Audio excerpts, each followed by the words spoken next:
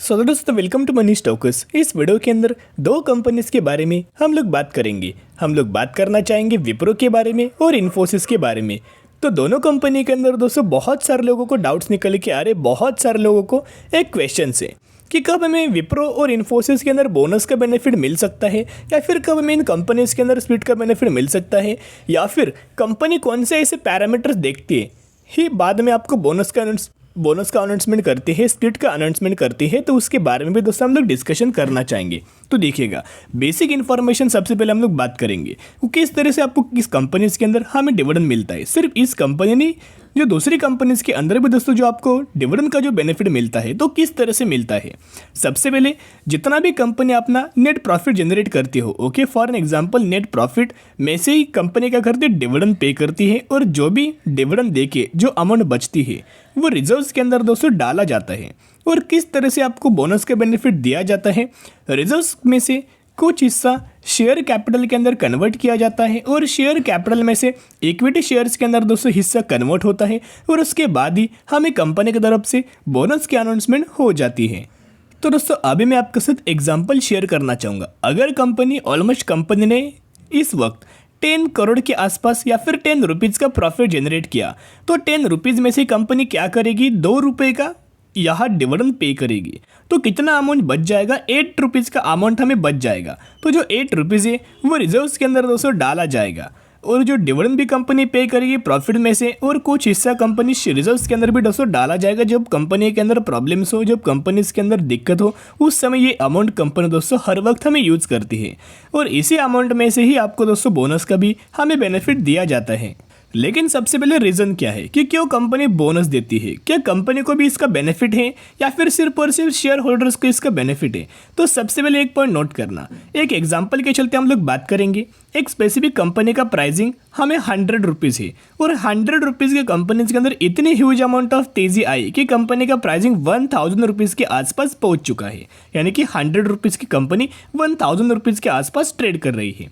तो अभी जो 100 रुपीज़ की कंपनीज के अंदर जितना वॉल्यूम्स होगा वो वॉल्यूम्स ह्यूज अमाउंट ऑफ होगा, सही बात है।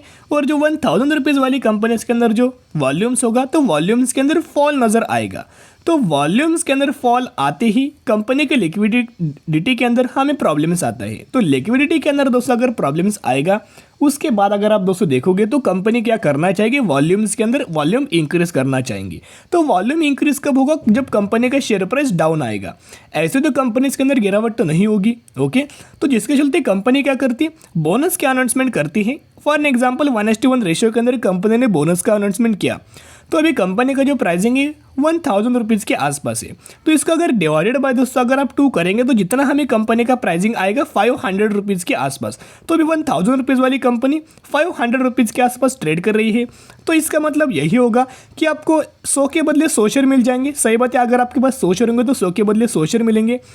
और जो प्राइस कंपनी का 1000 रुपीज़ था वो 500 रुपीज़ के आसपास कंपनी ट्रेड करने लगेगी। तो इसका मतलब होगा क्या कि कंपनी का लिक्विडिटी भी अच्छी खासी मेंटेन होगी, और वॉल्यूम्स के अंदर भी हमें शानदार तरीके से जंप आएगी।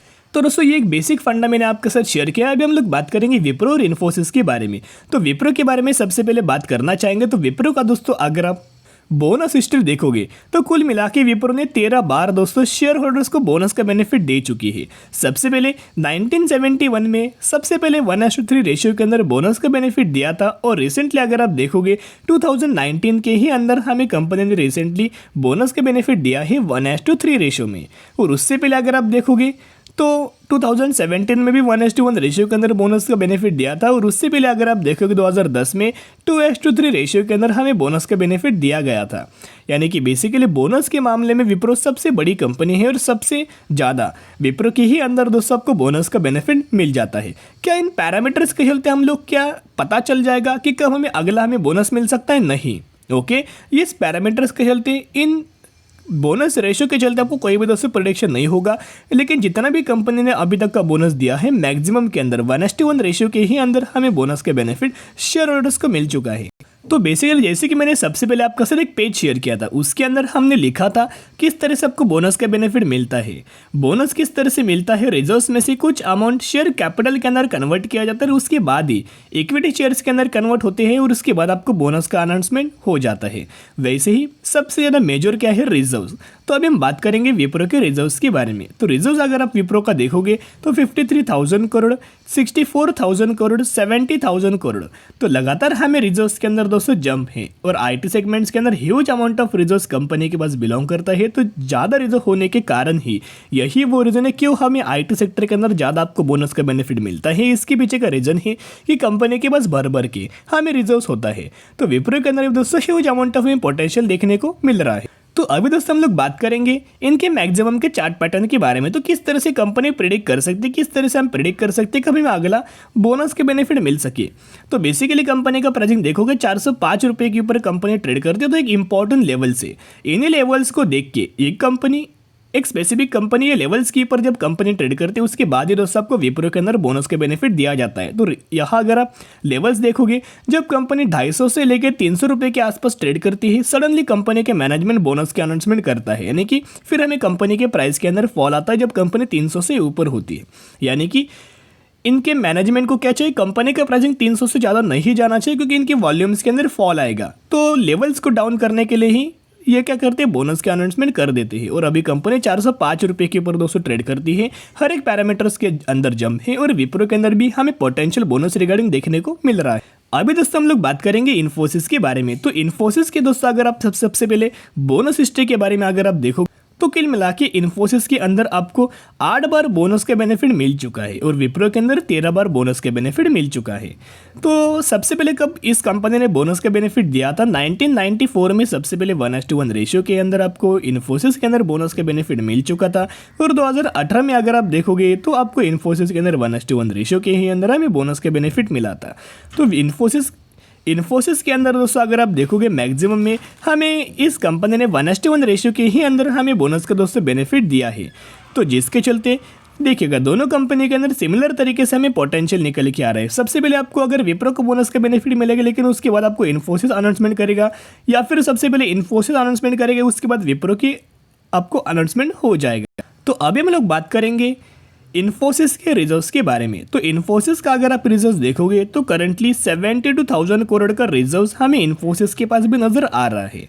यानी कि विप्रो के पास 70,000 करोड़ का रिजर्व्स था और अगर आप इन्फोसिस के पास देखोगे 72,000 करोड़ का रिजर्व्स है। तो दोनों कंपनी के पास ह्यूज अमाउंट ऑफ रिजर्व्स है। तो इन्फोसिस के अंदर भी हमें बोनस रिगार्डिंग चांस निकल के आ रहा है। तो अभी हम लोग बात करेंगे इंपॉर्टेंट लेवल्स के बारे में। तो कब कंपनी कौन से लेवल्स को टच करती है उसके बाद हमें इन्फोसिस के मैनेजमेंट बोनस के अनाउंसमेंट करते हैं। तो लेवल्स अगर आप दोस्तों देखोगे तो नोट करना, जब भी कंपनी 1250 से लेकर 1400 रुपये के आसपास कंपनी ट्रेड करती है, सडन कंपनी के मैनेजमेंट बोनस के अनाउंसमेंट करते हैं। यानी कि उनको इन्फोसिस का प्राइसिंग 1400 रुपये से ऊपर जाने नहीं देना है। इसी की वजह से ये क्या करेंगे, जब कंपनी 1400 रुपये के आसपास प्राइस जाएगा सडन आपको बोनस के अनाउंसमेंट करेंगे और सडन प्राइस के अंदर जंप या फॉल आएगी। फॉल यानी कि आप बोल सकते हो 50% की हमें ड्रॉप हमें प्राइस के अंदर नजर आएगी और आपको बोनस रिगार्डिंग भी शेयर होल्डर्स को बेनिफिट दिया जाएगा 1:1 रेशियो के अंदर, यानी कि 100 के बदले 100 शेयर। तो इन्फोसिस के अंदर भी आपको चांस है, विप्रो के अंदर भी चांस है। लेकिन जैसे कि मैंने आपके साथ शेयर किया कि ये मैनेजमेंट के ऊपर डिपेंड होता है। हम दोस्तों बिल्कुल भी प्रेडिक्ट नहीं कर सकते कि हमें अगले साल बोनस के बेनिफिट मिलेगा या फिर उसके अगले साल मिलेगा या फिर इसी साल मिल जाएगा। ओके, ये कोई प्रेडिक्ट नहीं करेगा। अगर इनके मैनेजमेंट को लगे, अगर इनके बोर्ड ऑफ डायरेक्टर को लगे कि हमें बोनस के बेनिफिट करंटली देना चाहिए, तो ये बोनस के बेनिफिट कभी भी दोस्तों दे देंगे। लेकिन दोनों कंपनी का एक ही दिन आपको बोनस के बेनिफिट नहीं मिलेगा। सबसे पहले इन्फोसिस देगा तो उसके बाद विप्रो देगा, या फिर सबसे पहले विप्रो देगा तो अलग हमें बाद में इन्फोसिस देगा। तो दोनों कंपनी के अंदर उतना ही ह्यूज अमाउंट ऑफ पोटेंशियल है। तो बोनस के चलते किसी भी कंपनी के अंदर इन्वेस्टमेंट मत करना। सबसे पहले इन्फोसिस और विप्रो के बारे में स्टडी करना। जो भी कंपनी आपको पसंद है उस कंपनी के अंदर बाय ऑन स्ट्रेटेजी अप्लाई करना और लंबे समय के लिए होल्ड करना। Extra ordinary benefit in companies के अंदर हमें आने वाले फ्यूचर में निकल के आ सकता है।